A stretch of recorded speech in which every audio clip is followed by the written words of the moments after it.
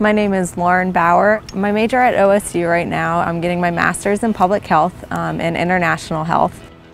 So as part of the international health program, we do have to do an internship, and they prefer it to be overseas since it's international health. And I decided to go to Uganda. It was an opportunity that came up. It fit my interests and my desires and what I would want in an internship. So the organization I worked for is called TERREWODE. It's the Association for the Reorientation and Rehabilitation of Women for Development. It's a women's rights and women's health organization, and within my international health track, my focus area is maternal and child health and kind of the interplay of nutrition and disease. So this organization very much fit that maternal health aspect of it.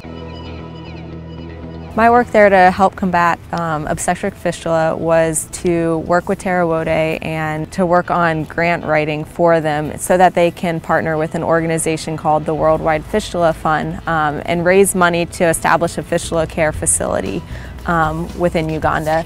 In addition, I was able to meet with different volunteers that are going out into the field and actually going home to home and looking for these women, because a lot of times the women who are suffering from it are isolated from their families, isolated from society as a whole.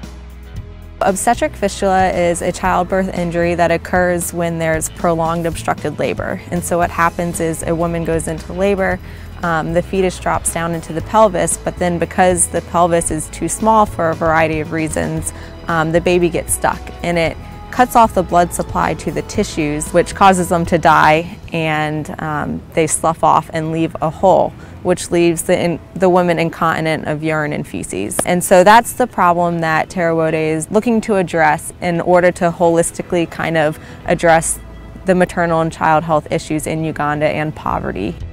While I was there, I definitely met some amazing people. The organization only has 5 full-time staff, and so it's very small, but they have a network of over 1,000 volunteers.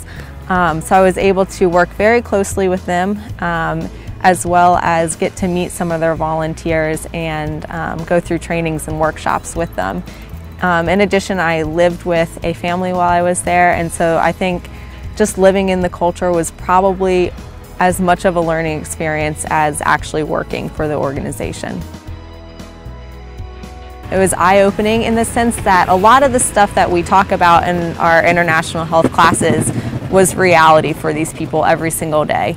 And it came up in conversation just with the family I lived with and in the experiences that they were facing. It just brought it to a whole new perspective for me. And one thing I asked myself all summer long was, why are these 1,000 volunteers doing what they do?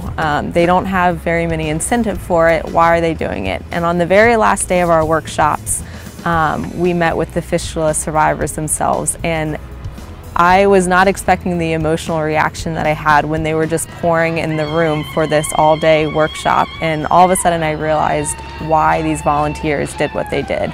Because the women with their smiling faces and some of them carrying their kids, it was an overwhelming emotional reaction from me that I wasn't expecting, just to see these women.